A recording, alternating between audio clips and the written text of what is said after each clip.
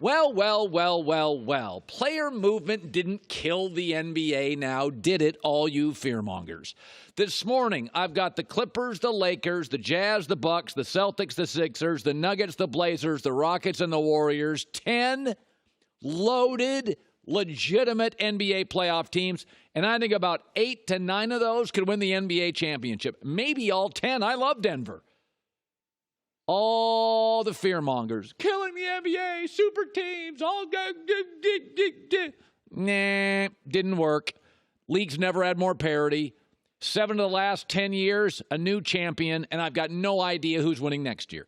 A, salary cap league, they can't all go to the same place. B, the market corrected itself. Toronto won with 1 star. C, I do think LeBron was the soul of the NBA for about a decade. He's no longer the Pied Piper. People don't follow his every move. Folks, we live in a country now where everybody is in such a rush to race to Twitter and social media to win the argument. We never let anything bake. Player movement, let it bake for a few years.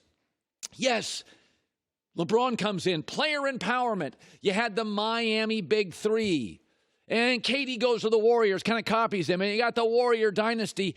But then players started looking around going, well, Miami was lucky to win a second title in 4 years. Probably outside of Ray Allen shot, should have won 1. And the KD thing, it ended quickly. And everybody was ripping KD and ripping LeBron. And it baked a little bit. And then Toronto with 1 star won. And everybody's like, yeah, you just team up with one other good guy, and you don't need to really go with the super team. You can just team up with 1 star and then a bunch of good players, and Toronto corrected the market, and it was allowed to bake a little.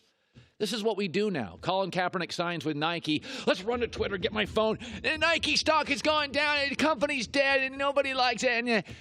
And 4 days later, the Nike stock is up. Let stuff bake. Politics, sports, business, everybody rushes to their phone. They got to win the argument, and everything comes out a hot opinion and like a microwave. The first time you touch the tea, the coffee, whatever you put in the microwave, it's a little hot. Ooh, let it cool down a little bit. Folks, look at sports in America today. You want to know who has a competitive balance problem? You want to know who's got a dynasty problem? It's not stars and big cities. It's college football.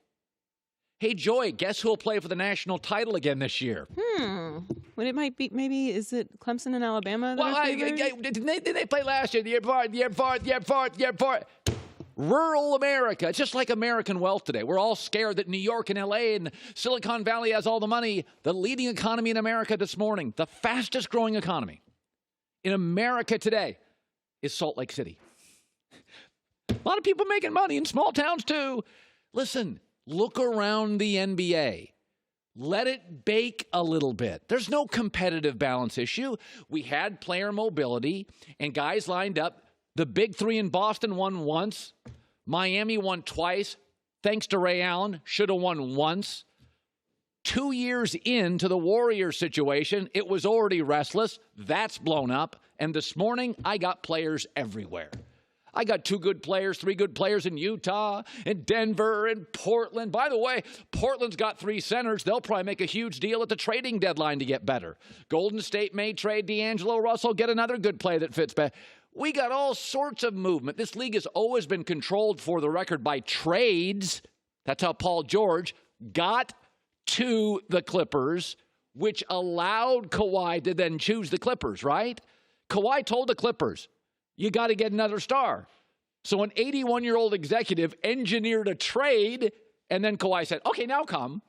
So as much as we get concerned about free agent, it's trade engineered this whole puppy.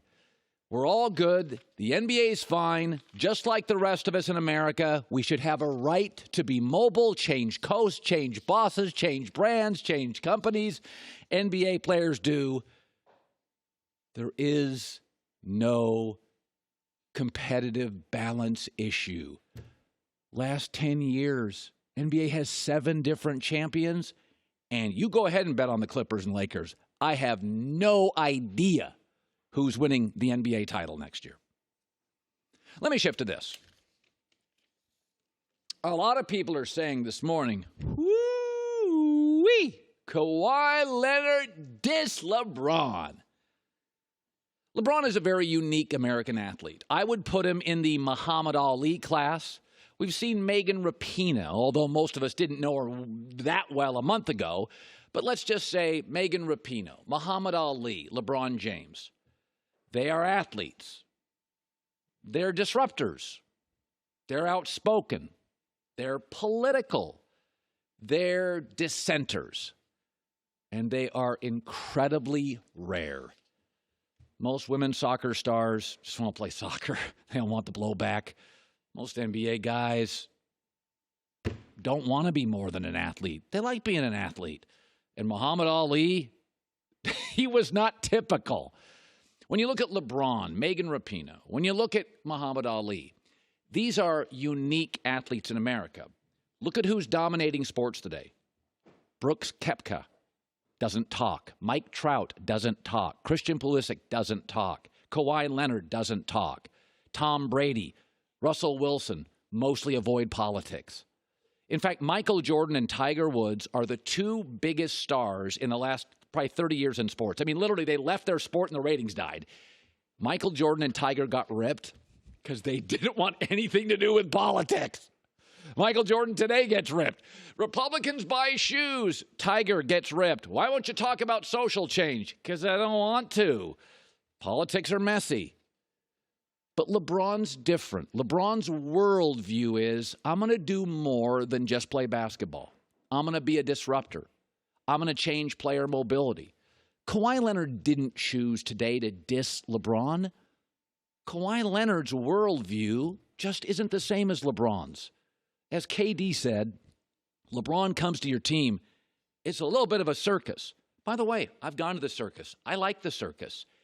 But the circus is noise, and it's narratives, and it's stories, and it's media, and it's press. And Kevin Durant said, it's a circus.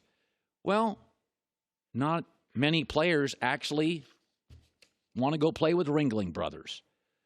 The reality is, Kawhi, according to stories this morning, didn't choose the Lakers for two reasons.